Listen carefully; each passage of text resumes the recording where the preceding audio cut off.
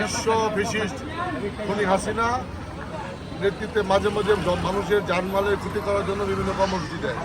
তেমনই আমরা শুনতে পেরেছি আজকে 18 তারিখ তারা তথাকথিত একটি হরতাল ঘোষণা করেছে। তারা এই দেশের মানুষের বিরুদ্ধে দাঁড়িয়ে গেছে। জনমানুষের বিক্ষোভের মুখে, আন্দোলনের মুখে যারা পালিয়েছে, এখন তারা মানুষকে ক্ষতিগ্রস্ত করতে চায়।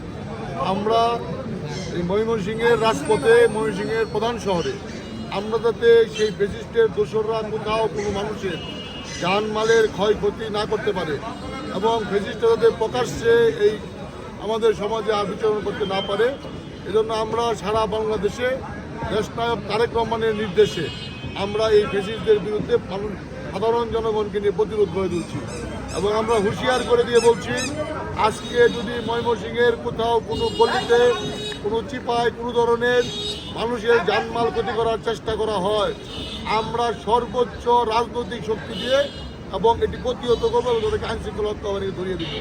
আমরা হুঁশিয়ার করতে চাই, 5ই আগস্টের পরে এই ময়মনসিংহের রাজপথে এখনও রক্তের দাগ আছে, শহীদের লাশের চিহ্ন আছে, এগুলো এখনো শুকায় যায় নাই। কাজে যেই সব গডফাদাররা ময়মনসিংহের মাটিতে বসে এখনো ফ্যাসিস্টের চক্রান্ত করার জন্য পায়তারা করছেন, তাদের প্রতি আমাদের মেসেজ ক্লিয়ার। দেশনায়ক তারেক রহমানের বাংলাদেশে কোনো ফ্যাসিস্টের আস্থানা হবে না। মানুষ বৈষম্যহীন জীবন করবে।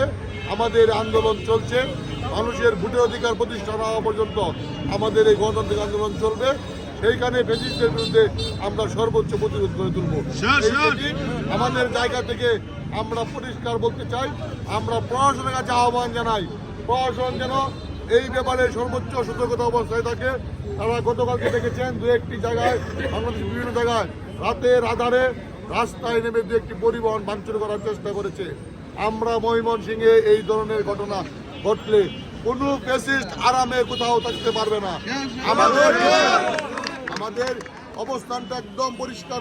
আমাদের ফ্যাসিস্টরার এই গুম, খুন, হত্যা, আমার ভাইয়ের হত্যাকারীদের বিচার না হওয়া পর্যন্ত বাংলাদেশের এই জমিনে কোনো ফ্যাসিস্ট মানুষের আবার জানমাল ক্ষতি করার চেষ্টা করা হলে আমরা সর্বোচ্চ শক্তি দিয়ে রুখে দাঁড়াবো।